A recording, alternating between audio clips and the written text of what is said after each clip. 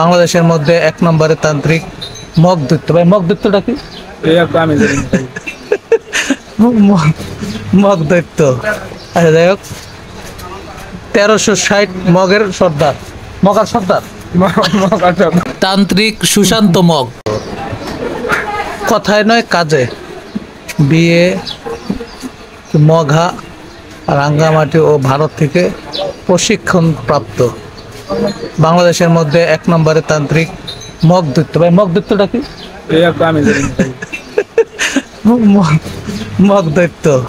আচ্ছা যাই হোক, 1360 মগের সর্দার, মগার সর্দার। আচ্ছা যাক, মগটা কি এটা কেউ জানলে কয়ে দিন, নাম্বারও দিয়ে দিচ্ছে বড়। চিকিৎসা সমূহ: বিয়ে বন্ধন, নিঃসন্তান, এরপরে বিদেশ অশান্তি। বিদেশ অশান্তি থাকলে ফোন দেবেন।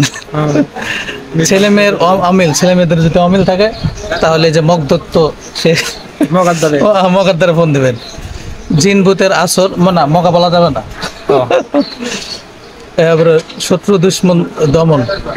এরপরে আরো আছে, এই সাইডে দেখেন, এই যে দেখা যাচ্ছে জায়গা জমিন নিয়ে ঝামেলা, তাহলে ফোন দিবেন। এই মনে করেন যে তান্ত্রিকগিরি করে আপনার জায়গাকে ফিরিয়ে নিয়ে আসবে। সংসারে অশান্তি হইলেও সে মগদত্ত নাকি, তাকে ফোন দিলেই শান্তি নিয়ে আসবে। ব্যবসা বাণিজ্য বাধা, এরপরে বান টোনা নষ্ট, পড়াশোনায় অমনোযোগী, তান্ত্রিক। এবারে শুধু এইগুলো লেখি শান্ত হয় নাই, আরো আছে। ওয়ালাইকুম আসসালাম, কি অবস্থা? ঠিক আছে, আরো লেখছে। চুরি হয়ে যাওয়া জিনিস বাহির করে দেওয়া, কাজের পর টাকা নেওয়া হয়। কি লেখছে আরো? মহান সৃষ্টিকর্তা সকল রোগের নিরাময়কারী আল্লাহর রহমতে। আমি বুঝলাম না, এখানে লেখছে সুশান্ত পাল মগ। ঠিক আছে, আবার এখানে মানে এরা আসলে কি, যেগুলা বাটপার এগুলো আসলে আল্লাহর রাসূল কিছুই মানে না। এরা মনে করেন যে মানুষের প্রতারণা একভাবে করতে পারলে হচ্ছে। ঠিক আছে, এবং কি আপনার মনে করেন যে কোরআন শরীফ ছুঁয়ে আপনার শপথ করতে এরা দ্বিধাবোধ করবে। ঠিক আছে, তো আসলে মূলত এই দেখেন এরকম প্রায় খাম্বায় যে ধরনের জিনিস লাগানো থাকে। ঠিক আছে, যারা মনে করেন যে ভুল করে এদের সাথে যোগাযোগ করেন কিংবা এদের কাছে যান, তারা নিঃসন্দেহে ধোকায় পড়বেন। কি করেন? ঠিক আছে, তো আমরা আসলে এই লোকটার ফোন দিয়ে বিরক্ত করলাম না।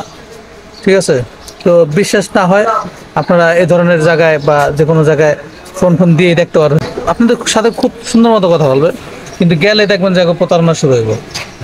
কত বড় ধোঁকাবাজ! হ্যাঁ, ধোঁকাবাজ। ঠিক আছে, এগুলো দেখবেন যে রাস্তাঘাটে বিভিন্ন জায়গায়। ঠিক আছে, এদের কাছে সব ধরনের চিকিৎসা। এমন অবস্থা করবো না আমরা, মাথায় এমন সিস্টেম করবো যাতে আপনার কাছে কোনো ক্যাশ কেবল থাকলে পারে এটা হাতায় না চিন্তা ভাবনা করবো।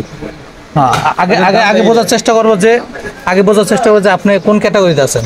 ঠিক আছে, আপনার টাকা পয়সা আছে কিনা। ঠিক আছে, দাম দেয় এইটা। তো যাই হোক, এই ধরনের প্রতারণা ফাঁদে কেউ পড়বেন না। সবাই এই ধরনের ভিডিওগুলো শেয়ার করবেন, কারণ দেখা গেল অনেকেই বোঝে না। আর এই অলৌকিক ঘটনা কেউ বিশ্বাস করবেন না। যে সন্তান দেওয়ার মালিক তো আল্লাহ। হ্যাঁ, সন্তান দেওয়ার মালিক আল্লাহ। আসলে তান্ত্রিক কিভাবে সন্তান দেবে? সন্তান দেওয়ার মালিক তো আল্লাহ। যাই হোক, এই ধরনের প্রতারণা ফাঁদ থেকে সর্বদাই দূরে থাকার চেষ্টা করবেন।